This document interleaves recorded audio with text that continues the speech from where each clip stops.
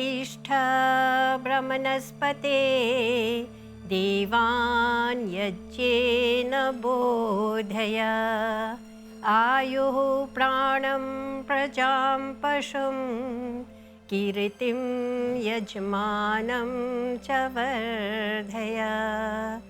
ओम शांति शांति शांति। देवियों, सज्जनों, प्यारे बच्चों, सादर सप्रेम नमस्ते। अमृतवाणी कार्यक्रम में हम आप सभी जनों का हार्दिक स्वागत करते हैं। दर्शकगण, अभी हाल में हमने चैत्र शुद्धि प्रतिपदा को नव संवत्सर का पर्व मनाया।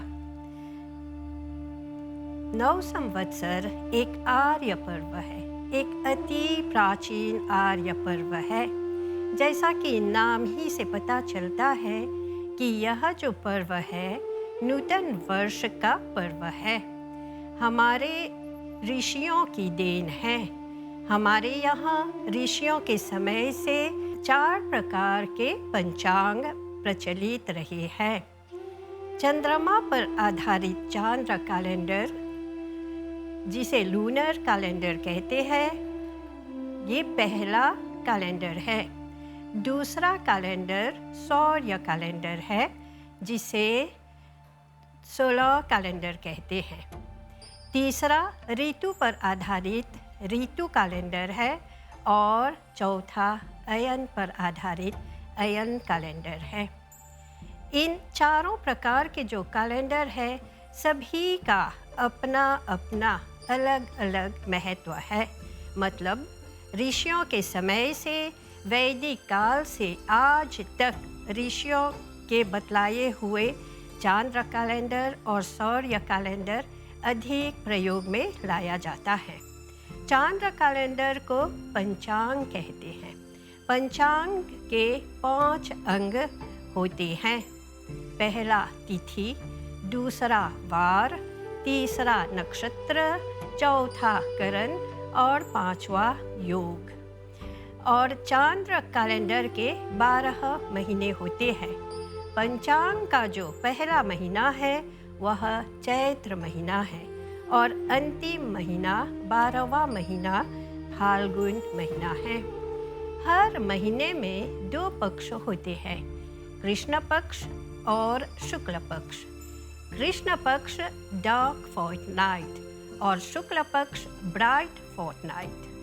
क्योंकि पंचांग अनुसार वर्ष का शुभ आरंभ चैत्र महीना से होता है, इसलिए चैत्र महीने में ही हम नव संवत्सर का नूतन वर्ष का उत्सव मनाते हैं।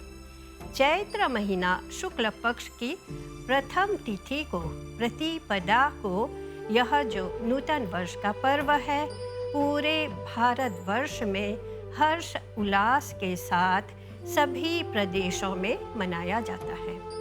हमारे तेलुगु भाई बहन इसे युगादि कहते हैं और मराठी समाज में गुड्डी पाड़वा कहते हैं। पाड़वा का ही मतलब प्रतिपदा यानी पहली तिथि है। नव संवत्सर नूतन वर्ष का पर्व हम क्यों मनाते हैं? इसके पीछे 3 प्रमुख कारण हैं।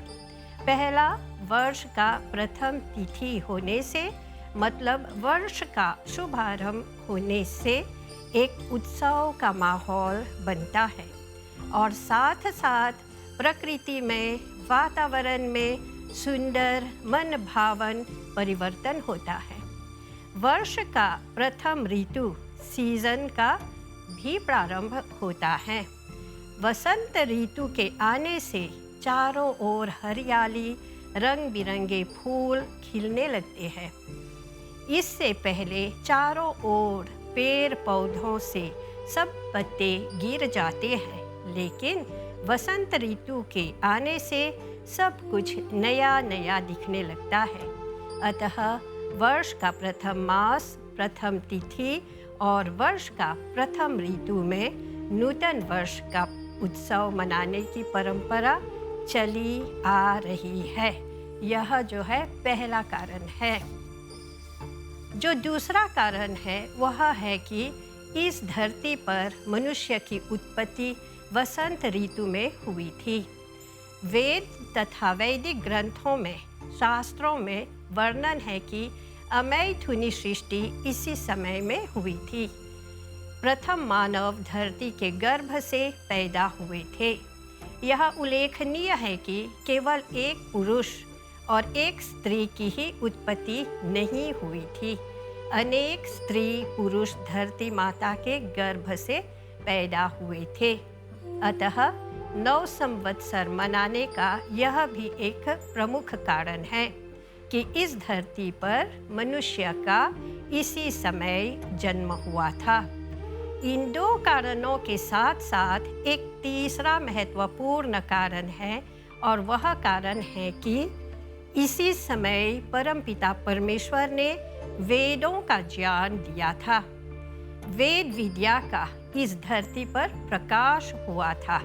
इसलिए हम देखते हैं कि हमारे जो पर्व है, जो 9 संवत्सर उत्सव है, उसको मनाने के 3 प्रमुख महत्वपूर्ण और वैज्ञानिक कारण हैं। यदि एक कंपैरिजन करेंगे तो जो 1 जनवरी का न्यू ईयर मनाते हैं उसके पीछे कोई सॉलिड एविडेंस नहीं है, क्योंकि जनवरी में अनेक यूरोप के देशों में तथा भारत में विंटर सीजन होता है।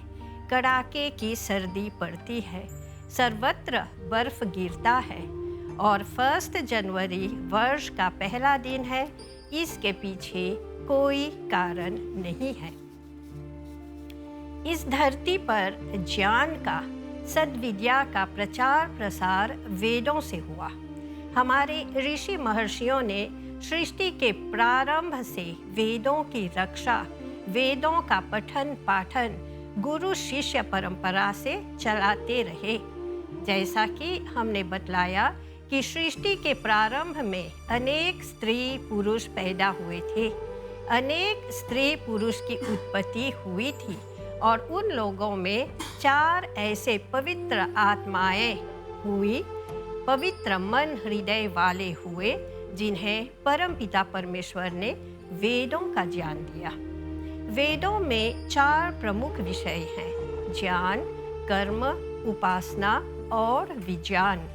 इसलिए वेद ज्ञान का 4 प्रमुख संहिताएं हैं, 4 प्रमुख भाग हैं। इस प्रकार ज्ञान का वेद ऋग्वेद है, कर्म का वेद यजुर्वेद है, उपासना का वेद सामवेद है और विज्ञान का वेद अथर्ववेद है। उन 4 पवित्र आत्माओं को आदि ऋषि कहते हैं।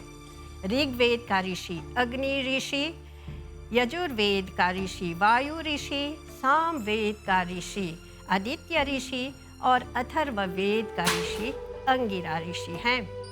ईश्वर द्वारा दिया गया वेद ज्ञान के 4 विषय, ज्ञान, कर्म, उपासना और विज्ञान, और क्रम से 4 संहिता ऋग्वेद, यजुर्वेद, सामवेद और अथर्ववेद हैं, और 4 आदि ऋषि अग्नि, वायु, आदित्य और अंगिरा है। और जब हम संध्या करते हैं तो एक प्रार्थना मंत्र बोलते हैं: हे ईश्वर दयानिधे भवत्कृपयानेन जपोपासनादि कर्मणा धर्मार्थ कामा मोक्षानं सद्य सिद्धिर्भवेनः। तो दर्शकगण, समय यहीं पर समाप्त होता जा रहा है। आपसे अनुमति चाहते हैं, पुनः फिर मिलेंगे। ध्यान के लिए धन्यवाद। ओम शांति शांति शांति।